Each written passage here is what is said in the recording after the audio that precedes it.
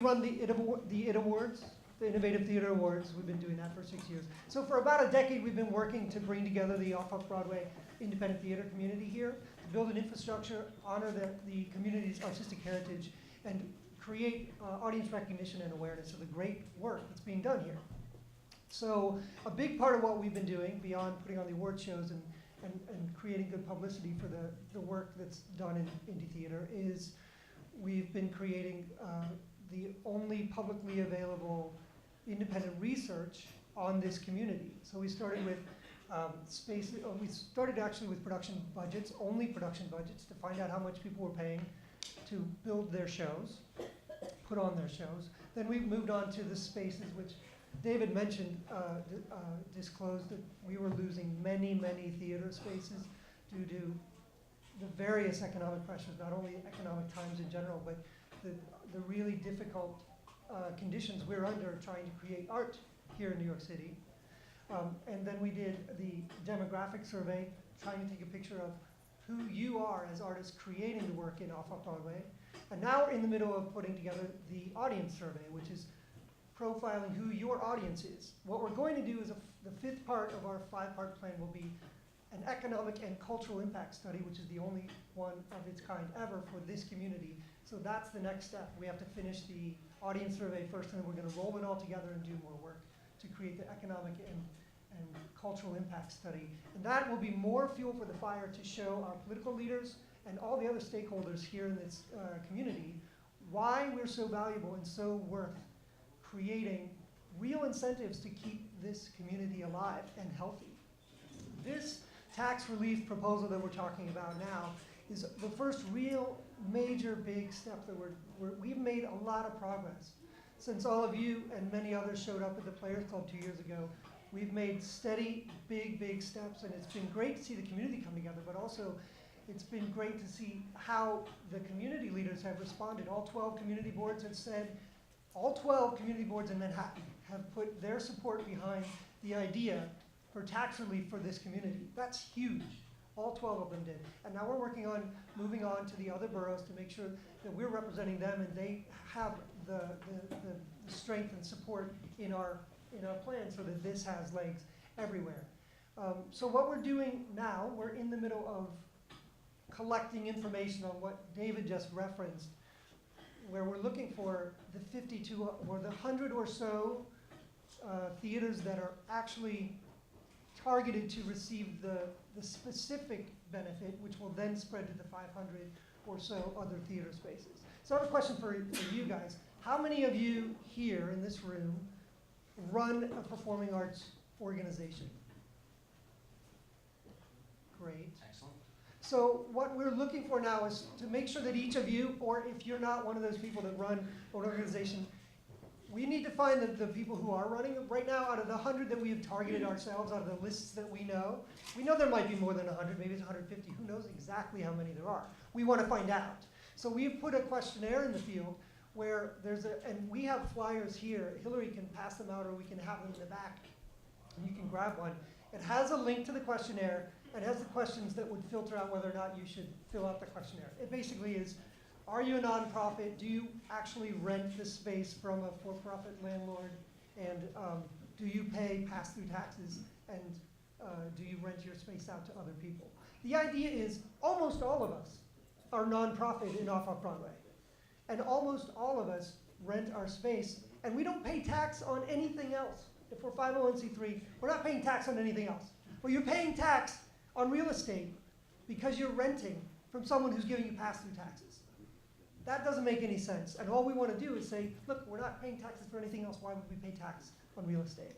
And that's really why this thing makes so much sense, and why people this is a real viable plan, and we need everyone to stay involved and build up their involvement so that we can build this case really strongly. So we still need to collect data so we know exactly what those numbers are, to show our leaders exactly what the numbers are.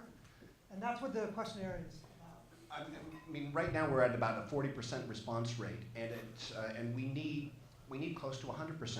But some of the interesting figures that have come up so far, and this is only preliminary, is that apparently we're at about $21,000 per organization that they're paying their property tax. We're in that vicinity. Now, when we initially met with the City Council's Finance Department, we were talking about a tax abatement pilot program of $2 to $3 million.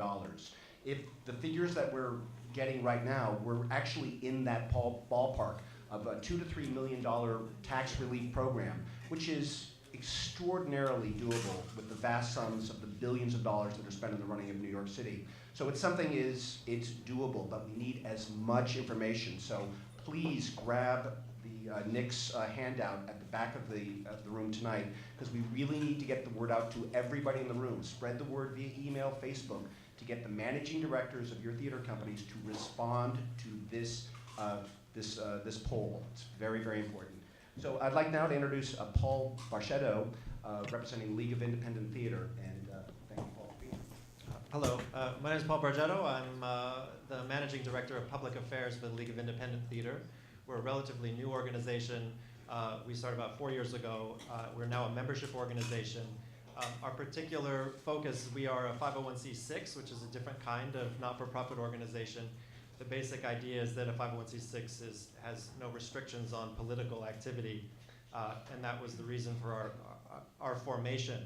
Our mission is to integrate the wonderful and historic off-Broadway independent theater community with the political process.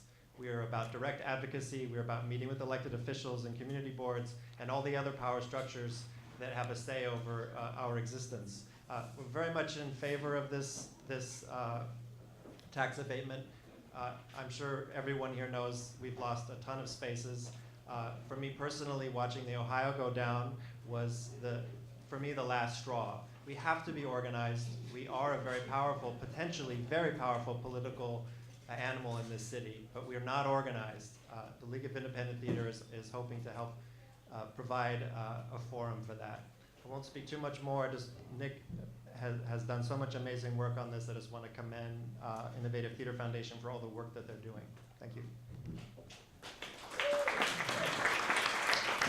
And now we're hearing from Catherine Porter from Art New York. As was said earlier, I'm Catherine Porter, and I'm here representing Jenny Lewis, who's the Executive Director of Art New York. I'm a board member at Art New York. Art New York's board consists of public board members and theater board members. And as the co-artistic director of a small independent theater company, I'm one of the members of Art New York, so that different size organizations can have their concerns heard by the Alliance of Resident Theaters New York, which represents over 350 for and nonprofit off and off-Broadway theaters. And the main thing Jenny wanted me to say, other than that she's very sorry she can't be here, is that she completely and wholeheartedly supports the work that this group is doing and the tax abatement proposal. I also want to personally say that I feel honored to be among this group just for today, and that I'm really thankful for the work that you guys have been doing on this and other issues. You know, I'm a longtime fan of yours, Paul, and David, it's really terrific what you've been able to make happen with the community board. So on behalf of Art New York, all the constituents and the board members and Jenny and myself, thank you very much. Now, unfortunately, the reason I was sitting on the end is I have to leave early, so at least I won't be limping out of here.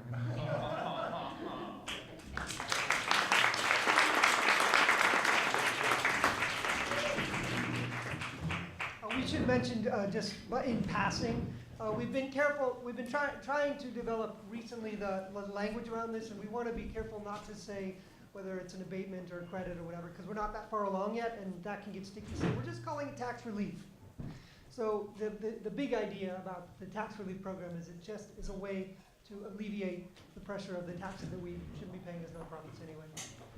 So just moving forward, you know, we're debating among ourselves in our endless meetings that we've been, you know, having for years, and very enjoyable, is, you know, how does this issue, how does it move along through the legislative process? What does it take from the community, from the sector, to support, you know, an advocacy issue at this level? I mean, the thing that I just want to, you know, cement is that there are about 50,000 performing artists that are working within the sector that comprise the world that we all live in and we're all passionate about. Those 50,000, I don't know if we all understand the political muscle that we embody. We are coiled and ready to go. It's basically called voting. where city council elections are decided in this city every year by the difference of a couple of hundred votes in each district. It's not rocket science. If a community has a special interest at heart, it's a democracy. You're supposed to advocate for what you want. And if we can create a mechanism so that we can funnel all of our interests, maybe starting with this particular initiative, and once we realize our strength, we can expand to other initiatives, to visual artists, to all sorts of other ideas that need community support, there might be a way for us to kind of make our way through the passage of this particular bill. Now, we needed to talk with an expert about the political process, because I'm just a theater guy, I'm an actor director, and I happen to I'm on a community board, but I really don't know how the city council works or how the state legislature works, but Jeremy Hoffman does.